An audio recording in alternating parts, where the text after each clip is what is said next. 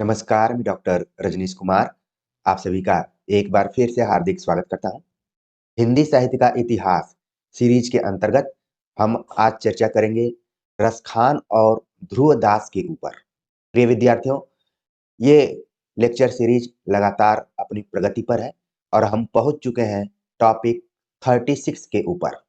और ये सभी टॉपिक्स आगामी UP TGT PGT Hindi, UGC net assistant professor exam और सीयूईटी पीजी एंट्रेंस एग्जाम के दृष्टिकोण से बहुत ही महत्वपूर्ण होने वाली है।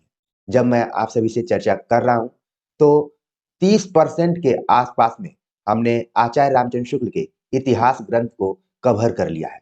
उसमें भी हमने हिंदी साहित्य के इतिहास में स्वर्ण काल के नाम से जाने जाने वाला काल, भक्ति काल को भी कवर कर लिया है। तो ये उम्मीद आप लगा सकते हैं कि आने वाले सभी एग्जाम में 30 क्वेश्चन अब तक के टॉपिक से पूछे जाने की पूरी संभावना है। तो इसी विश्वसनीयता के साथ अपने मनोबल को आगे बढ़ाते हुए आप पढ़िए। पर डे मेरी कोशिश रहती है कि आप सभी से किसी न किसी टॉपिक्स को लेकर जुड़ा जाए, आप सभी को कुछ न कुछ बताया जाए। तो आप सभी भी जुड़ने की कोशिश कीजिए। हमारी गति थोड़ी धीमी है। आप न जाने मैं अपनी बात आप सभी तक अच्छे से नहीं पहुंचा पा रहा हूं कि क्या कमी रह पा रही है कि जुड़ने वालों की रफ्तार बहुत कम है। हालांकि यहाँ पर मैटर की रफ्तार कम नहीं है। आप देखेंगे कि हम सब्जेक्टिव तौर पे पढ़ाने के साथ-साथ ऑब्जेक्टिव तौर पर भी आप सभी से जुड़ते हैं। तो कहीं कोई कमी तो नहीं है, लेकिन कमी हो सकती है कि आप लोगों को यहाँ पर किसी तरीके का मसाला या फिर मनोरंजन नहीं मिल रहा होगा। लेकिन जब आप एग्ज़ाम देने जा रहे हैं, तो आप एक युद्ध में उतरने जा रहे हैं, वहाँ पर मनोरंजन और मसाला काम में नहीं आएगा। तो प्रिय विद्यार्थियों, आज जिस टॉपिक को लेकर हम हाज़िर हैं, वो टॉपिक कुछ अलग ढंग का है। आप देख रहे हैं कि इसमें जो पहले कवि हैं रसखान, नाम से ही पता चल रहा है कि अब तक जिन कृष्ण भक्त कवियों को हमने पढ़ा, वो खास समुदाय से थे, लेकिन यहाँ पर रसखान थोड़ा-सा वहाँ पर अलग दिखाई पड़ रहे हैं। ध्रुवदास की चर्चा भले कुछ एक आध लेक्चर में आई हुई थी, इन पर भी हम विस्तार से बात करेंगे। तो चलते हैं, सबसे पहले हम देखते हैं कि रसखान की कृष्ण भक्ति के बारे में आचार्य रामचंद्र शुक्ल क्या लिखते हैं और हमें परीक्षाओं के दृष्टिकोण से क्या ध्यान में रखना चाहिए। आचार्य रामचंद्र शुक्ल लिखते हैं, ये दिल्ली के एक पठान सरदार थे। इन्होंने प्रेम वाटिका में अपने को शाही खानदान का कहा है। यानी जो ये रसखान है, ये कोई आम व्यक्ति नहीं रहे, बल्कि इन्होंने प्रेम वाटिका नामक रचना में अपने को शाही खानदान कहा है और रहने वाले हैं दिल्ली के एक पठान सरदार थे। तो आपके मन मस्तिष्क में भारत का वो मैप आ गया होगा कि रसखान किस इलाके में रहा करते थे। दिल्ली के क्षेत्र में रहते थे, पठान सरदार थे और इनकी रचना का नाम है प्रेम वाटिका। और इस रचना में उन्होंने अपने को शाही खानदान का बताया हुआ है और जो पंक्तियां हैं वो भी देखने लायक है। देख गदर हित साहिबी दिल्ली नगर मसान, छीनहि बादशाह वंश की ठसक छाड़ी रस खान। संभव है पठान बादशाहों की कुल परंपरा से इनका संबंध रहा हो। ये बड़े भारी कृष्ण भक्त और गोस्वामी विट्ठलनाथ जी के बड़े कृपा पात्र शिष्य थे। ये कथन आपको बिल्कुल ध्यान में रखना है कि अभी तक हमने कृष्ण भक्त कवियों के बारे में पढ़ा, लेकिन किसी के बारे में आचार्य रामचंद्र शुक्ल का ये कथन नहीं आया कि ये बड़े भारी कृष्ण भक्त और गोस्वामी विट्ठलनाथ जी के बड़े कृपा पात्र शिष्य थे। ये बात कही जा रही है रसखान के बारे में। 252 252 वैष्णवों की वार्ता में इनका वृत्तांत आया हुआ है। अब ये 252 वैष्णवों की वार्ता और 84 वैष्णवों की वार्ता आपको बिल्कुल ध्यान में रखना है कि इसके रचयिता कौन है और ये किस तरीके का ग्रंथ है। ये उस जमाने में जितने भी कृष्ण भक्त कवि थे, उनकी जीवनी इन ग्रंथों में लिखी गई है। थोड़ा बहुत संक्षेप में उनके परिचय के रूप में लिखा गया है। तो उसमें रसखान का भी जिक्र आया हुआ है। उक्त वार्ता के अनुसार ये पहले एक बनिए के लड़के पर आसक्त थे। आज वर्तमान दौर में आप देखेंगे तो ये सवाल उठ जाएगा। अगर कोई लड़का किसी लड़के के प्रति आसक्त है, कोई लड़की किसी लड़की के प्रति आसक्त है, तो साहित्य में एक विमर्श भी शुरू हुआ है। ठीक है, आप लोग मेरे संकेत को समझ पा रहे होंगे। लेकिन ये वो दौर है जब रसखान इस वार्ता के अनुसार 252 वैष्णव की वार्ता के अनुसार एक बनिए के लड़के पर आसक्त थे। एक दिन इन्होंने किसी को कहते हुए सुना कि भगवान से ऐसा प्रेम करना चाहिए जैसे रसखान का उस बनिए के लड़के पर। उदाहरण के तौर पर भी किसी के मुंह से इन्होंने सुना कि प्रेम ऐसा हो जैसा रस खान उस बनिए के बच्चे से करते हैं या फिर लड़के से करते हैं। इस बात से मर्माहत होकर ये श्रीनाभा जी को ढूंढते ढूंढते गोकुल आए और वहां गोसाई विठल नाथ जी से दीक्षा ली। यानी कि यहाँ पर आप देख रहे हैं कि जो घटना घटी रस खान के जीवन में, उससे वो मर्माहत हुए। मर्माहत मतलब एकदम से अंदर से टूट गए। और जब कोई अंदर से टूटता है तो फिर किसी न किसी गाइड को खोजता है, किसी न किसी गुरु को खोजता है। तो रस खान जी श्री नाभा जी यानी नाभा दास को खोजते खोजते गोकुल आए। अब आप देख रहे हैं कि ये वही क्षेत्र है, वृंदावन, मथुरा, गोकुल, निधुवन, इस तरीके से क्षेत्रों का नाम है। और वहां पहुंचे तो उनसे मुलाकात हुई विठल नाथ, और विठल नाथ से इन्होंने दीक्षा ली। तो प्रिय विद्यार्थियों, आपको ध्यान में रखना है कि ये वही विठल नाथ है, बल्भाचार्य के पुत्र, जिन्होंने की अष्टछाप की स्थापना की थी। लेकिन जब भी अष्टछाप की बात की जाएगी तो उसमें रस खान का नाम कहीं नहीं आएगा, लेकिन अलग से रस खान दीक्षा लेते हैं विठल नाथ से। यानी कि रस खान के अगर कोई गुरु हैं तो वो विठल नाथ है। आपको एग्जाम में ध्यान में रख के जाना है। और दूसरा तथ्य आपको ध्यान में रखना है कि जब भी अष्टछाप कवियों से संबंधित प्रश्न पूछे जाते हैं तो पूछा जाता है कि इसमें से कौन नहीं है, तो रस खान का नाम कहीं न कहीं आ जाता है। तो इसको आपको ध्यान में रखना है कि विठल नाथ के शिष्य जरूर थे रस खान, लेकिन अष्टछाप से उनका कोई संबंध नहीं था। और क्यों वो विठल नाथ के पास गए? क्योंकि ये एक तरीके से उनके आस-पास में फैला हुआ था कि वो एक बनिए के लड़के पर आसक्त थे। हो सकता है कि न रहे हों, लेकिन यहाँ पर इस वार्ता में ये बात पता चलती है, जिससे कि जब वो सुने तो मर्माहत होकर वो वहाँ से गोकुल गए और वहाँ पर विट्ठल नाथ से दीक्षा ली। यही आख्यायिका एक दूसरे रूप में भी प्रसिद्ध है। कहते हैं जिस स्त्री पर ये आसक्त थे वह बहुत मानवती थी और इनका अनादर किया करती थी। ज़ाहिर-सी बात है कि प्रेम में शुरुआत में दिक्कतें होती हैं, जिससे आप प्रेम करते हैं, खासतौर से यहाँ पर जो स्त्री कहा गया है, तो शुरुआत में कोई नहीं एक्सेप्ट करता है। शुरुआत में अनादर किया जाता है और कहा भी जाता है कि अपना चेहरा दर्पण में देखा है, शीशा में देखा है कि प्रेम करने चल दिया है। इस टाइप से बातें होती रहती हैं। लेकिन देखिए, बातें रसखान के संदर्भ में कैसे फैली हुई हैं। पहले बताया गया कि ये किसी लड़के पर आसक्त थे, बाद में बताया गया कि ये स्त्री पर आसक्त थे, प्रेम करते थे, लेकिन वो इनको नहीं मानती थी, इनका अनादर करती थी, कई जगहों पर इनकी बेइज्जती भी कर दी थी। एक दिन ये श्रीमद् भागवत का फारसी तर्जुमा पढ़ रहे थे, उसमें गोपियों के अनन्य और अलौकिक प्रेम को पढ़ इन्हें ध्यान हुआ कि उसी से क्यों न मन लगाया जाए, जिस पर इतनी गोपियां मरती थी। ये देखिए, हर व्यक्ति के जीवन में टर्निंग पॉइंट आता है। ऐसा नहीं है कि जीवन किसी के रोकने से रुक जाता है या खत्म करने से खत्म हो जाता है। प्रिय विद्यार्थियों, आपको मैं क्या बताऊं, अभी मैं लखनऊ विश्वविद्यालय में इंटरव्यू देने गया था और वहां पर मैं 2 बार इंटरव्यू दिया, लेकिन दोनों बार मेरा सिलेक्शन नहीं हुआ। और जबकि मैं उसमें टॉपर रैंक में था, पहले स्थान पर था, दोनों परीक्षाओं में। ये बहुत कम आपने देखा होगा कि कोई व्यक्ति अपने पोजीशन को बरकरार करके रखता होगा। लेकिन फिर भी मेरी प्रतिभा को जो भी चयन समिति थी, वो नहीं समझ पाई और अन्य जो भी जिनको लगा कि इनका चयन होना चाहिए था, उनका चयन हो गया। और ये लखनऊ विश्वविद्यालय के विद्यार्थी ही बता पाएँगे कि जिन लोगों से उनको पढ़ने का मौका मिल रहा है, उनका क्या प्रदर्शन रहा है। लेकिन शायद मैं अगर होता, तो चीज़ें कुछ और होती। लेकिन रस खान और तमाम हिंदी साहित्य के ऐसे जो भी लेखक हैं, कवि हैं, साहित्यकार हैं, उनसे बहुत कुछ सीखने को मिलता है कि किसी के रोकने से ज़िंदगी रुकती नहीं है। अगर आप जुड़े हुए हैं और ईमानदारी से काम कर रहे हैं और आपके साथ लोग जुड़े हुए हैं, तो आपका भी दिन एक दिन आएगा। और ऐसा नहीं है कि मैं खाने बिना मर रहा हूँ, ऐसा कुछ नहीं है। लेकिन जो पढ़ाने की जिज्ञासा है, हमारा जो जज़्बात है उसका शायद सम्मान चयन समिति के लोगों ने नहीं कर पाया। तो मुझे बहुत मर्माहत तो मैं हुआ, लेकिन अब मैं क्या कर सकता हूँ? अब यही है कि मन उससे लगाया जाए जिससे सब लोग लगाने की कोशिश करते हैं। तो कहने का मतलब ये है कि आप भी अपने जीवन में देखिए कि अगर आपको कोई रोकने का प्रयास करता है, तो ऐसा नहीं है कि आप उसके रोकने से रुक जाएँगे। अगर आप में वो शक्ति है, आप में वो कर्तव्यनिष्ठता है, कर्मठता है, तो हो सकता है कि आप एक दिन उभर कर सामने आएँ। तो देखिए, आप ही लोगों के बीच से मैं भी हूँ और मैं उन सभी टीचर से इसलिए अलग हूँ कि जिस पीड़ा से आप लोग गुजर रहे हैं, उस पीड़ा का समय-समय पर मैं अनुभव करता रहता हूँ। उससे उसको अपने को एक तरीके से रिफ्रेश करता रहता हूँ कि हाँ, तैयारी करने वालों की क्या स्थिति रहती है।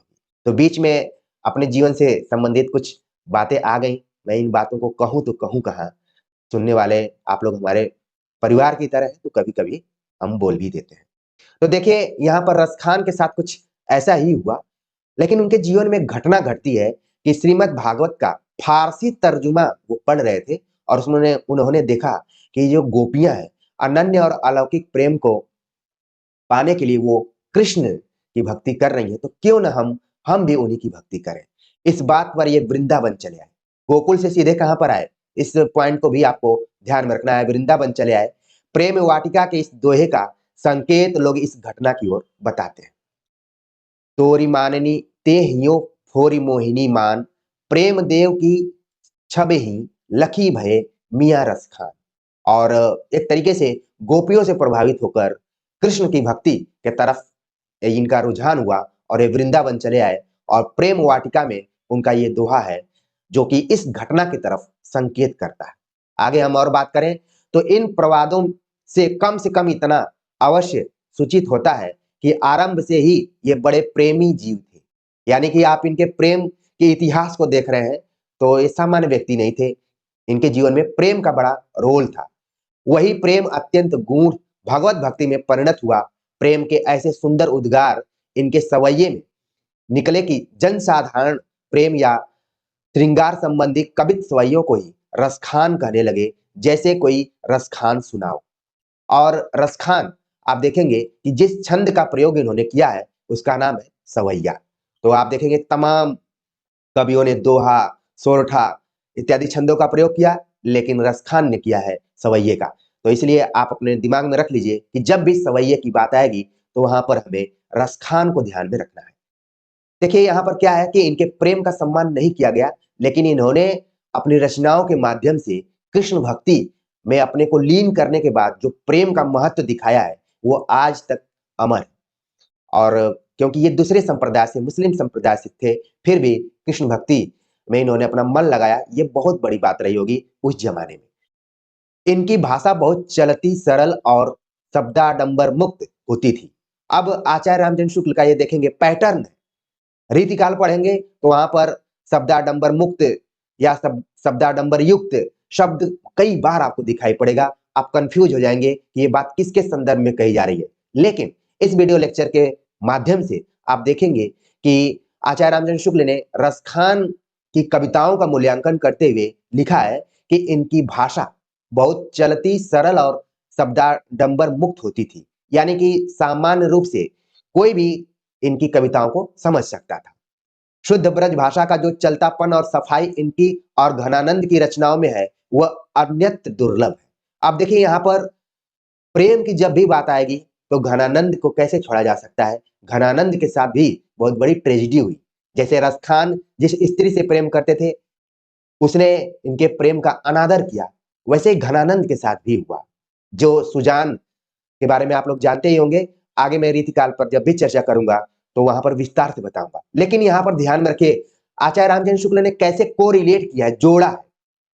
इसी कोरिलेशन को समझने के लिए आप अनुराग हिंदी एकेडमी पर जुड़े हुए हैं कि बात तो हो रही है रसखान की, लेकिन बीच में कहां से आ गए घनानंद। लेकिन दोनों के प्रेम को देखेंगे। प्रेम केवल स्त्री पुरुष का नहीं होता है, प्रेम कई बार संस्थानों से भी होता है, जिसके बारे में अभी मैंने चर्चा किया कि बैक टू बैक कोई व्यक्ति किसी संस्थान को प्रेम करता होगा, तभी तोड़ने के बावजूद भी वो नहीं टूटता है और दोबारा खड़ा होकर अपने को तैयार करता है और अपने पोजीशन को बरकरार रखता है। आपको लग रहा होगा कि क्या मैं रसखान और घनानंद की तरह ही जिस तरीके से प्रेम को मेरे तोड़ा गया है, उनसे मैं प्रभावित हूँ? थोड़े देर के लिए प्रभावित हूँ, क्योंकि आप लोग हैं, इसलिए मुझे लगता है कि चीज़ें बतानी चाहिए, साफ-साफ बतानी चाहिए, क्योंकि ये ऐसा वक़्त है कि लोगों को जानना चाहिए कि जिस व्यक्ति से मैं जुड़ा हूँ या फिर जिससे मैं पढ़ रहा हूँ, वो सामान्य व्यक्ति दिखता है, लेकिन उसमें वो प्रतिभा है कि वो अपने पोजीशन को बरकरार रखता है। पहले नंबर पर एक ही लोग आएँगे, लेकिन मैंने 2-2 बार लाने का प्रयास किया और सफल भी रहा, लेकिन अंत में क्या रहा? असफल रहा। तो सफलता-असफलता का दौर चलता रहता है। यहाँ पर देखिए कहा गया कि जो रसखान और घनानंद है, जब भी शुद्ध ब्रज भाषा की बात की जाएगी और उसकी सफाई की बात की जाएगी साफ-सुथरी, तो 2 ही कवियों का नाम आएगा, रसखान का नाम आएगा और घनानंद का नाम आएगा। अब रसखान के रचना काल के बारे में आचार्य रामचंद्र शुक्ल लिखते हैं, इनका रचना काल संवत 1640 के उपरांत ही माना जा सकता है, क्योंकि गोसाई विट्ठलनाथ जी का गोलोकवास संवत 1643 में हुआ था। प्रेम वाटिका का रचना काल संवत 1671 है। जब ये संवत इत्यादि दिया गया है, तो आपको -57 कर देना है, 57 घटा देना है, तो आपको ईस्वी वहां पर मिल जाएगा। इतना आप ध्यान में रखिए, क्योंकि कई बार गोला देने के लिए आपको यारकर मारने के लिए संवत में भी सवाल पूछ लिया जाता है, इसलिए मैं यहाँ पर ज्यादा फेरबदल नहीं कर रहा हूँ। तो कहा गया कि प्रेम वाटिका का जो समय है वो संवत 1671 है। इसमें 57 घटा लीजिए, जितना आएगा वो ईस्वी हो जाएगा। अतः उनके शिष्य होने के उपरांत ही इनकी मधुर वाणी स्फुरित हुई होगी। इनकी कृति परिमाण में तो बहुत अधिक नहीं है, पर जो है वह प्रेमियों के मर्म को स्पर्श करने वाली है। ये बहुत बड़ी बात कही जा रही है। अगर जो प्रेम को समझता होगा, वो रसखान को समझेगा, वो घनानंद को समझेगा, वो और भी किसी को समझ सकता है। तो कहा गया कि जो रसखान है, उन्होंने केवल कविताओं का एक जगह कलेक्शन नहीं किया है, बहुत ज़्यादा कविताएँ नहीं लिखी हैं। जो भी लिखा है वो ठोस लिखा है, उसमें प्रेमियों के मर्म को स्पर्श करने वाली कविताएँ लिखी गई हैं। इनकी 2 छोटी-छोटी पुस्तकें अब तक प्रकाशित हुई हैं, जिसमें प्रेम वाटिका जो कि दोहे में है और सुजान रसखान जो कि कवित्त सवैये में। ठीक है, इस चीज़ को आपको बिल्कुल ध्यान में रखना है। सवाल पूछा जा सकता है कि प्रेम वाटिका किस छंद में है, दोहे में है। बार-बार इस रचना का ज़िक्र किया गया है, लेकिन एक और रचना है, जो कि घनानंद की रचना से मिलती-जुलती है, सुजान रसखान, ठीक है? यानी कि जिस तरीके से घनानंद ने कृष्ण को ही सुजान मानते हुए अपनी रचनाएँ की हैं। हालाँकि वो सुजान से प्रेम करते थे, लेकिन जैसे ही उनको विरक्ति हुई, सुजान ने उनको झटका दिया, तो उन्होंने सुजान शब्द को तो नहीं भूला, लेकिन उन्होंने कृष्ण का पर्यायवाची ही बना दिया कि लोग पूछते थे कि घनानंद तुमको सुजान ने झटका दिया, फिर भी तुम उसको याद करते हो। तो बोलते थे कि आप लोगों को नहीं पता है, जिस सुजान की बात कर रहे हैं वो सुजान नहीं है, बल्कि मैं कृष्ण को याद करता हूँ। तो यहाँ पर आप देख रहे हैं कि जो रसखान है, उन्होंने भी सुजान रसखान नाम से रचना लिखी हुई है, जो कि कवित्त सवैये में लिखा गया है। और कृष्ण भक्तों के समान इन्होंने गीत काव्य का आश्रय न लेकर कवित्त सवैये में अपने सच्चे प्रेम की व्यंजना की है। ये बहुत बड़ी बात है। जितने भी कृष्ण भक्त कवि थे, सभी में गीत योजना महत्वपूर्ण रही है। गीत शैली में उन्होंने कविताएँ लिखने का प्रयास किया है, लेकिन यहाँ पर जो रसखान है वो थोड़ा-सा अलग है। यही सवाल यहाँ से पूछा जा सकता है कि कृष्ण भक्त कवियों में किसने गीत काव्य का सहारा न लेते हुए कवित्त सवैयों का प्रयोग किया है और सच्चे प्रेम की व्यंजना की है, तो वो नाम है रसखान का। ब्रज भूमि के सच्चे प्रेम से परिपूर्ण ये 2 सवैये अत्यंत प्रसिद्ध हैं और इन दोनों सवैयों को आपने कभी न कभी ज़रूर पढ़ा होगा। नहीं पढ़ा होगा तो आपको याद भी आ जाएगा कि हाँ, सुना तो है। मानुष हो तो वही रसखान बसों, संग गोकुल गाँव के ग्वारन। जौ पशु हों तो कहाँ बसो, मेरो चरौ नित नंद की धेनु मझारन। पाहन हो तो वही गिरि को, जो कियो हरि छत्र पुरंदन धारन। जौ खग हो तो बसेरो करो मिली, कालिंदी कूल कदम्ब की डारन। ये आपने पदों को देखा होगा जो कवित्त सवैये के रूप में है। या लकुटी अरु कामरिया पर राज तिहुपुर को तज डारो। आठों सिद्ध नवों निध के सुख, नंद की गाय चराय विसार। नैनन सो रसखान सभय, ब्रज के बन बाग तड़ाग निहारो। केतक ही कलधौत के धाम, करील के कुंजन ऊपर वार। तो ये दोनों पद आप बिल्कुल ध्यान में रखिए। कई बार ये अलंकार के तौर पर भी पूछे जाते हैं, कई बार पूछ लिए जाते हैं कि किसकी पंक्तियां हैं। तो आप रखिए यहाँ पर रसखान की पंक्तियां हैं, ठीक है। आगे अगर बात करें तो आचार्य रामचंद्र शुक्ल लिखते हैं, अनुप्रास की सुंदर छटा होते हुए भी भाषा की चुस्ती और सफाई कहीं नहीं जाने पाई। तो ये देखिए रसखान का मूल्यांकन करते हुए कि इनकी जो काव्य शैली है उसमें ज्यादातर अनुप्रास अलंकार की प्रधानता है। फिर भी अगर भाषा के दृष्टिकोण से देखें तो इसमें जो चुस्ती है और सफाई है वो बरकरार है। बीच-बीच में भावों की बड़ी सुंदर व्यंजना है। लीला पक्ष को लेकर इन्होंने बड़ी रंजनकारिणी रचनाएँ की हैं। रंजनकारिणी मतलब मन को रमने वाली या फिर उसका रंजन करने वाली।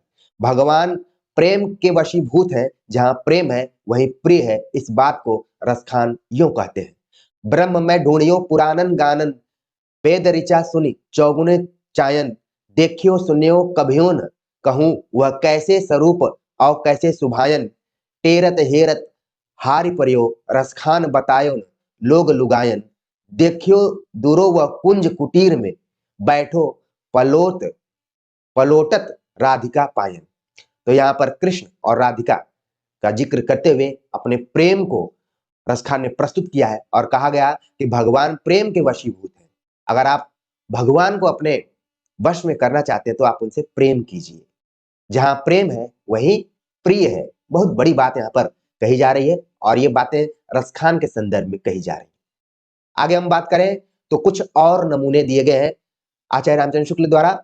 मोर पखा सिर ऊपर राखियों, गुंज की माल गले पहिरऊंगी, ओढ़ी पीताम्बर लय लकुटी, बन गोधन ग्वालन संग फिरऊंगी, भावती सोई मेरे रसखान, सो तेरे कहे सब स्वांग करऊंगी, या मुरली मुरलीधर की अधरा अधरान धरी अधरान धरऊंगी, शेष महेश गणेश दिनेश सुरेश हूं जाहि निरंतर गावे। ये जो पंक्ति है कई बार परीक्षाओं में पूछी जा चुकी है। जाहि अनादि अनंत अखंड अछेद अभेद सुवेद बतावे, नारद से सुख व्यास रहे पचिहार, तऊ पुनि पार न पावे, ताहि अहीर की छोहरियां छछिया भर छाछ पे नाच नचावे। ये भी नीचे की भी पंक्ति काफी महत्वपूर्ण है। पूछा जाता है कि किसके द्वारा लिखी गई है, तो कहीं न कहीं कृष्ण के प्रेम को प्रस्तुत करते हुए गोपियों को भी रसखान ने याद किया है। अहीर की छोहरियां छछिया भर छाछ पे नाच नचावे। कई बार आपने लोक में भी इस तरीके की बातें सुनी होंगी। तो ये सभी पद किसके हैं? ये है रसखान के। और यहाँ पर प्रेम वाटिका से भी संबंधित कुछ और पद दिए गए हैं।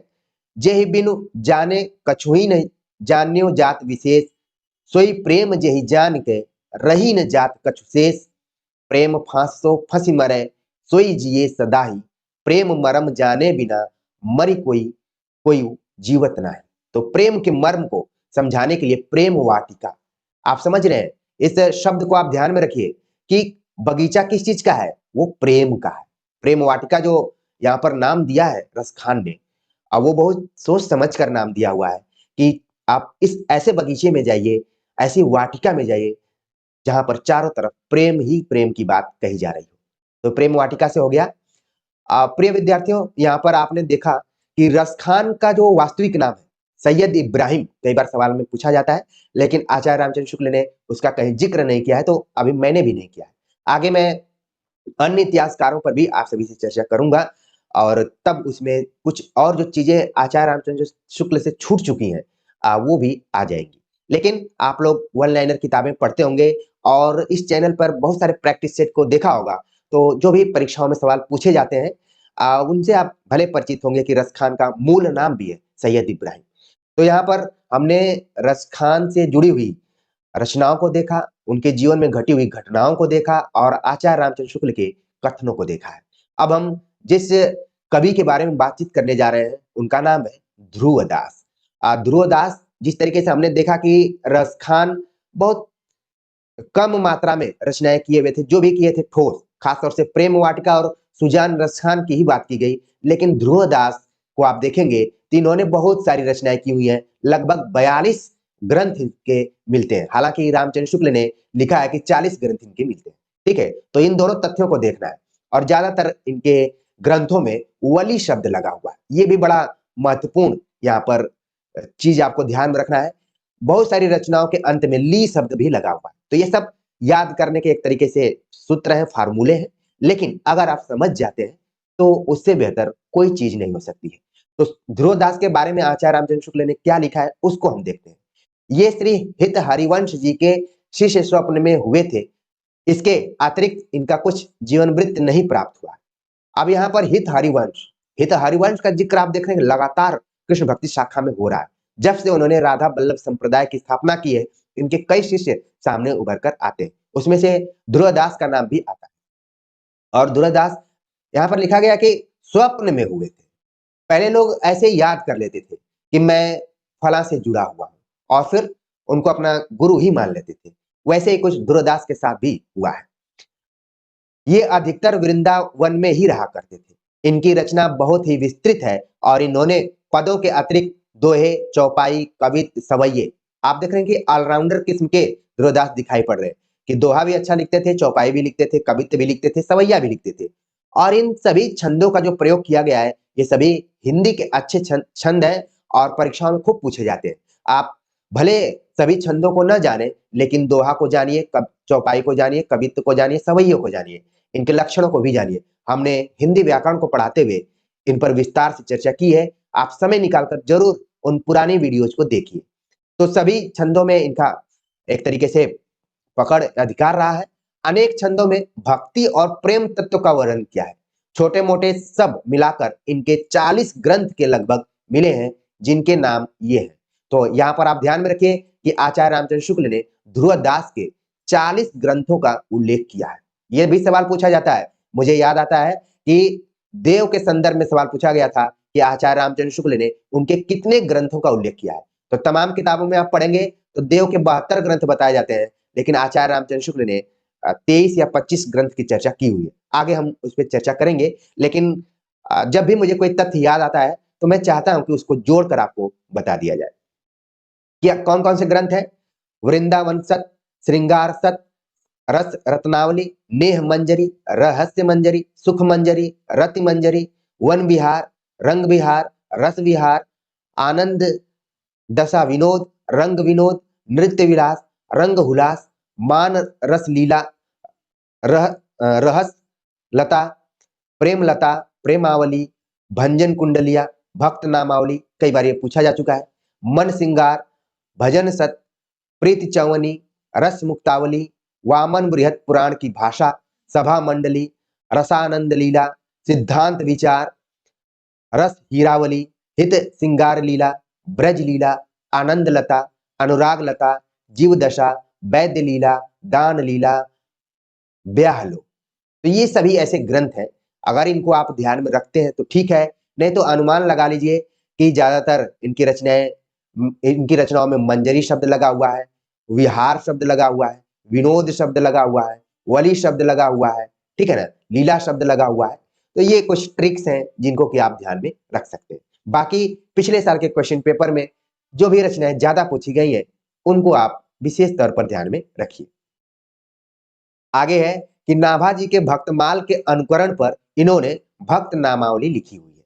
तो यहाँ पर आपने देखा कि नाभादास जिन्होंने भक्तमाल लिखा हुआ है, जिसमें उस जमाने के भक्त कवियों का जीवन परिचय दिया गया है, उसी के नाम पर इन्होंने, उसी के आधार पर अनुकरण करते हुए इन्होंने भक्त नामावली नाम से एक रचना लिखी हुई है, जो कि इंपॉर्टेंट है, एग्जाम में पूछी जा सकती है, जिसमें अपने समय तक के भक्तों का उल्लेख किया है। इनकी कई पुस्तकों में संबद्ध दिए हैं, जैसे सभा मंडली, वृंदावन सत, रस मंजरी। अतः इनका रचना काल संबत 1660 से 1700 तक माना जा सकता है। इनकी रचना के कुछ नमूने नीचे दिए जाते हैं।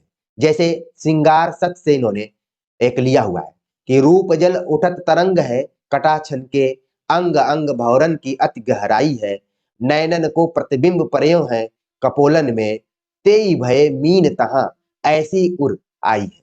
तो ये आप देख रहे हैं कि श्रृंगार रस से युक्त यहाँ पर एक कविता है। आगे और देखते हैं। अरुण कमल मुस्कान मानो फवि रही, थिरकन बेसरिक के मोती की सुहाई है, भयो है मुदित सखी लाल को मराल मन, जीवन जुगल ध्रुव एक ठाव पाई है। तो यहाँ पर आप देख रहे हैं एक शब्द आया हुआ है, अरुण कमल। आपने एक समकालीन, हम लोगों के समकालीन एक कवि हैं, उनका भी ये नाम है।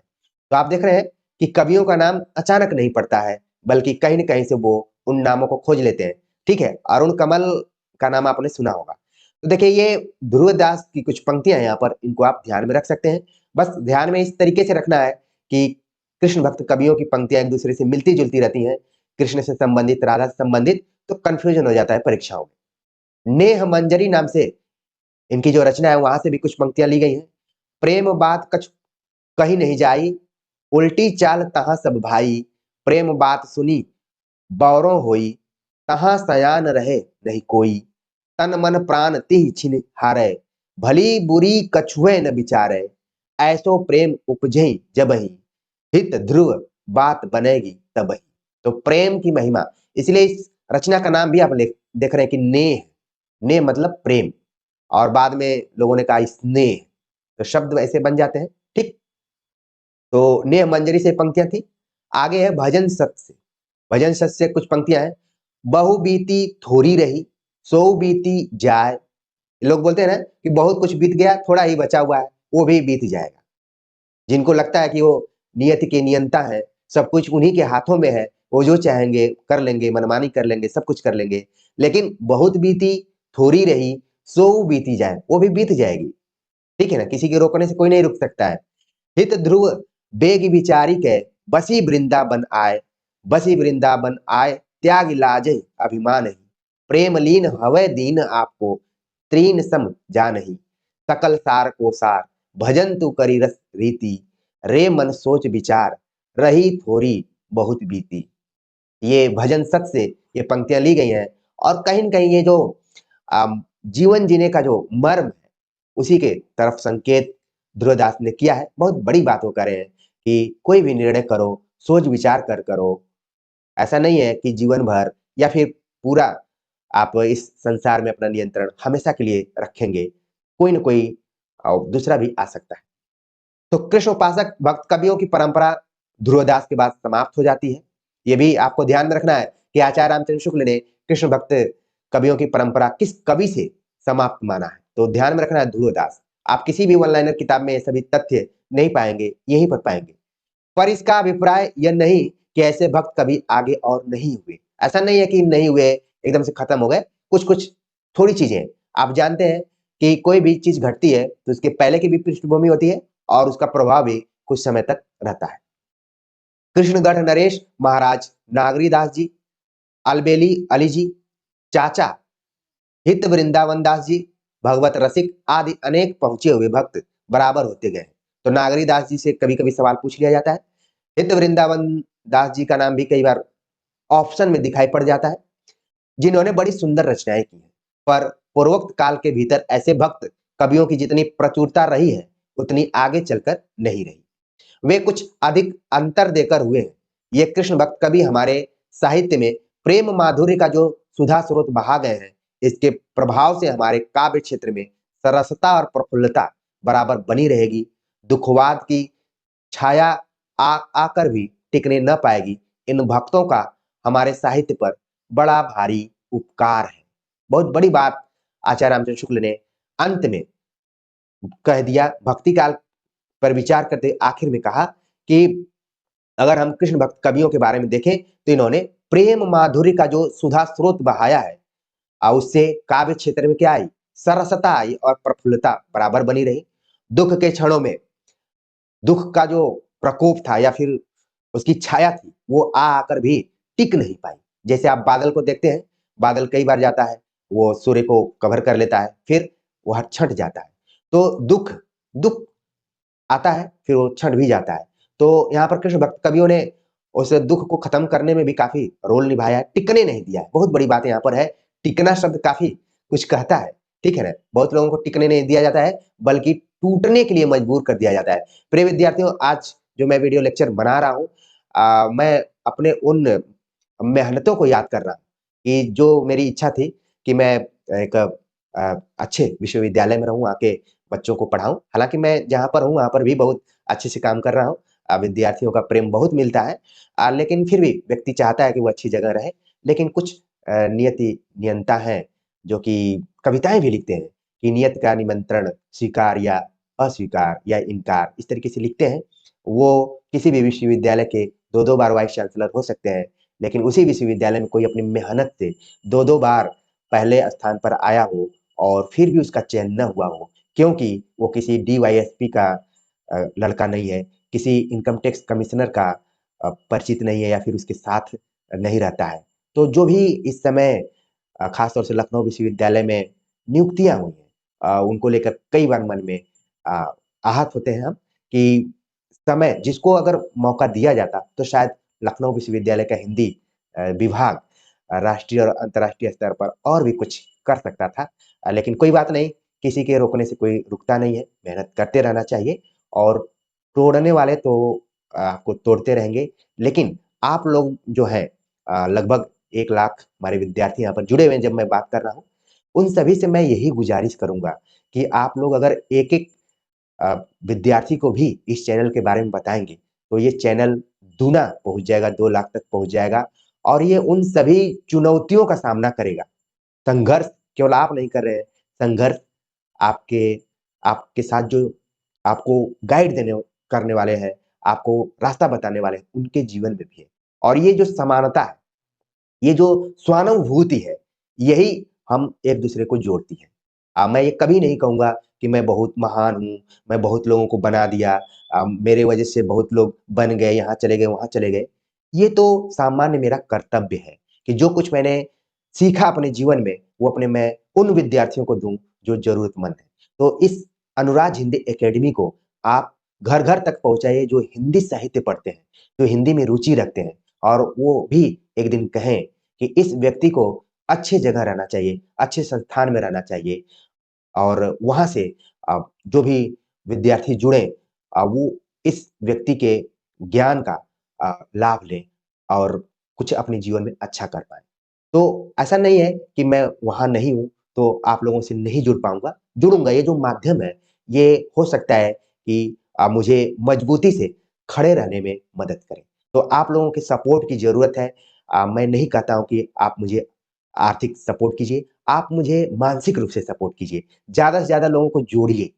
जब हम मानसिक रूप से सपोर्ट पाएँगे, तो आर्थिक तो अपने आप हम मजबूत हो जाएँगे। तो प्रिय विद्यार्थियों, मन में बहुत सारा दुःख है और इन दुःख को मैं क्या कहूँ?